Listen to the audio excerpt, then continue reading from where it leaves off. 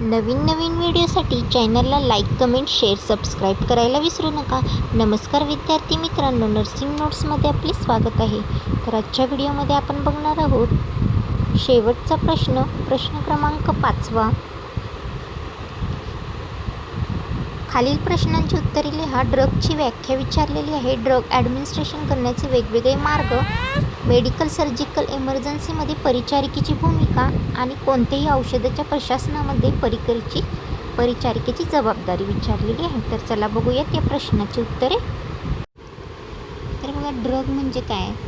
तर ड्रग म्हणजेच एक औषध आणि कोणतीही अशी रासायनिक वस्तू जी शरीरात गेल्यानंतर शरीराच्या नैसर्गिक कार्यामध्ये बदल घडून आणते. औषध देण्याचे मुख्य मार्ग तोंडातून, ओरली, त्वचेखाली, शिरेतून आणि त्वचेवर लावणे हे आहेत. तर बघूया ड्रगची व्याख्या. त्याचप्रमाणे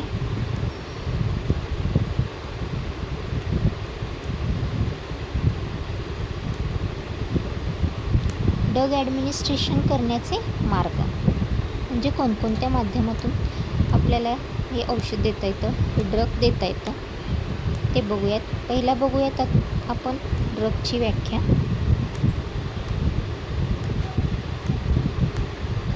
डेफिनेशन ऑफ ड्रग्स.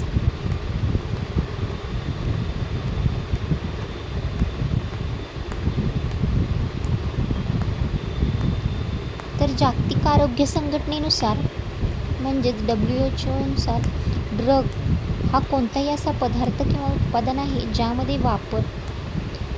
ज्याचा वापर मानवी शरीराच्या शारीरिक प्रणाली किंवा रोगाच्या स्थितीचा अभ्यास करण्यासाठी किंवा बदलण्यासाठी केला जातो, जेणेकरून त्याचा फायदा घेणाऱ्या व्यक्तीला आराम मिळू शकेल. त्यानंतर ड्रग ॲडमिनिस्ट्रेशन करण्याचे मार्ग म्हणजे ड्रग कोणत्या माध्यमातून दिलं जातं.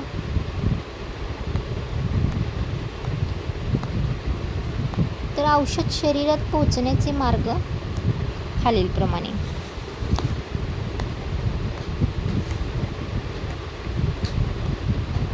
पहिला आहे इंटरनल मार्ग.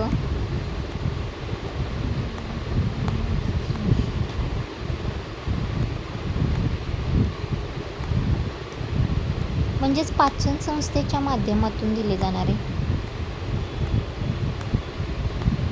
पाचन संस्थेच्या माध्यमातून औषध देणे. त्यानंतर आहे ओरल, औषध तोंडातून घेणे, सिरप असतील, गोळ्या असतील.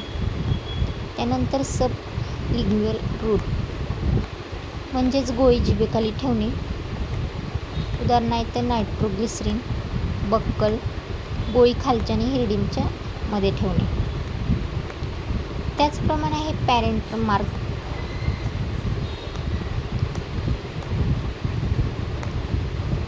पॅरेंटल मार्ग म्हणजेच इंजेक्शनाद्वारे दिले जाते. पाचन संस्थेला वगळून थेट शरीरात औषध देणे. त्यानंतर आहे इंट्राव्हेनस म्हणजे IV द्वारे दिले जाणारे थेट शिरांमध्ये इंजेक्शन देणे. इंट्रामस्क्युलर म्हणजेच थेट स्नायूमध्ये इंजेक्शन देणे.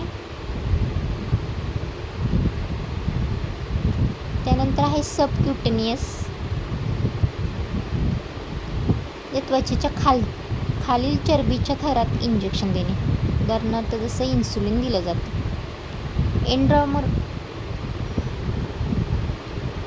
इंट्राडर्मल त्वचेच्या अगदी वरच्या थरात इंजेक्शन दिले जाते. त्यानंतर आहे टॉपिकल मार्ग. शरीराच्या बाह्य भागावर औषध लावणे. त्वचेवर मलम किंवा लोशन लावणे. डोळ्यात किंवा कानात थेंब टाकणे. त्यानंतर आहे इनहेलेशन मार्ग. श्वासद्वारे फुफ्फुसात औषध घेणे. उदाहरणार्थ आहे इन्हेलर देणे, नेब्युलायझेशन असेल.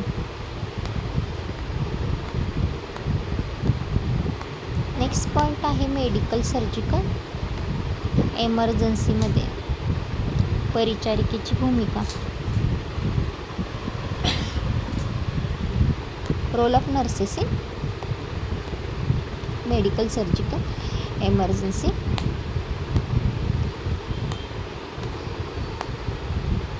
वैद्यकीय आणि शस्त्रक्रिया याविषयक आपत्कालीन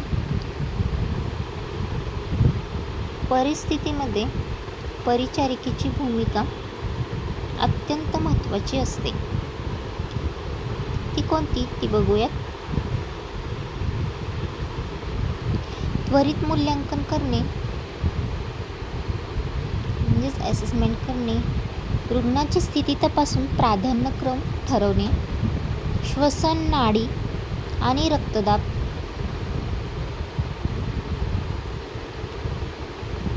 त्वरित तपासणे. त्यानंतर प्राथमिक उपचार सुरू करणे, रुग्णाचा श्वासोच्छ्वास सुरळीत ठेवण्यासाठी ऑक्सिजन सुरू करणे किंवा कृत्रिम श्वासोच्छ्वासाद्वारे IV लाईन सुरू करणे, आपत्कालीन औषधे आणि सलाईन देण्यासाठी त्वरित शिरेमध्ये कॅन्युला बसवणे, डॉक्टरांना मदत करणे, आपत्कालीन शस्त्रक्रिया किंवा उपचारादरम्यान डॉक्टरांना सर्व आवश्यक साधने आणि औषधे पुरवणे. औषध उपचार असेल त्यामध्ये जीवनरक्षक औषधे, ही औषधे अचूक मात्रेमध्ये त्वरित देणे, चिन्हांचे निरीक्षण करणे म्हणजे वायटल सायन्स असतात ते, जसं की हृदयाचे ठोके, रक्तदाब आणि ऑक्सिजनची पातळी याच्यावर सतत लक्ष ठेवणे आणि त्याची नोंदणी करणे. भावनिक आधार देणे, इमोशनल सपोर्ट,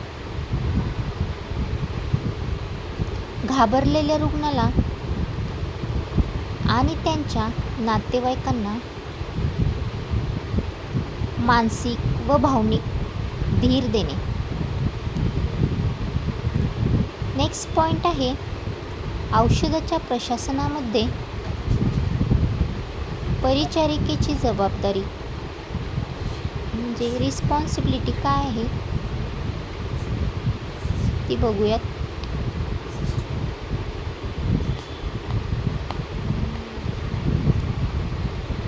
औषधे देताना कोणतीही चूक होऊ नये म्हणून परिचारिकेला औषध प्रशासनाचे 10 नियम जे 10 राईट्स ड्रग ॲडमिनिस्ट्रेशनचे पाळावे लागतात. ही तिची मुख्य जबाबदारी आहे. अचूक रुग्ण म्हणजेच औषध देण्यापूर्वी रुग्णाचे नाव, बेड नंबर, ID, बँड तपासून रुग्णाची ओळख पटवणे. अचूक औषधे, डॉक्टरांनी लिहिलेले प्रिस्क्रिप्शन वाचून योग्य तेच औषध निवडणे, लेबल 3 वेळा तपासणे. अचूक मात्रा, औषधाचे प्रमाण म्हणजे डोस अचूक मोजणे, गरज पडल्यास कॅल्क्युलेशन करणे. अचूक मार्ग, औषधे योग्य मार्गानेच उदाहरणार्थ तोंडातून असेल शिरेतून किंवा स्नायूतून दिले जात असल्याची खात्री करणे. अचूक वेळ, औषध डॉक्टरांनी सांगितलेल्या अगदी अचूक वेळी देणे, उदाहरणार्थ जेवणापूर्वी किंवा जेवणानंतर. त्यानंतर अचूक नोंदणी, औषध दिल्यानंतर त्याची वेळ, डोस आणि दिलेली औषधे चार्टवर त्वरित नोंदवणे. अचूक कारण, रुग्णाला ते औषध का दिले जात आहे याची वैद्यकीय कारण परिचारिकेला माहीत असणे आवश्यक आहे. अचूक नकार, रुग्णाला औषधे नाकारण्याचा अधिकार आहे. रुग्णाने नकार दिल्यास डॉक्टरांना कळवणे. अचूक मूल्यांकन, औषधे देण्यापूर्वी रुग्णाची स्थिती तपासणे, उदाहरणार्थ BPची गोळी देण्यापूर्वी रक्तदाब तपासणे.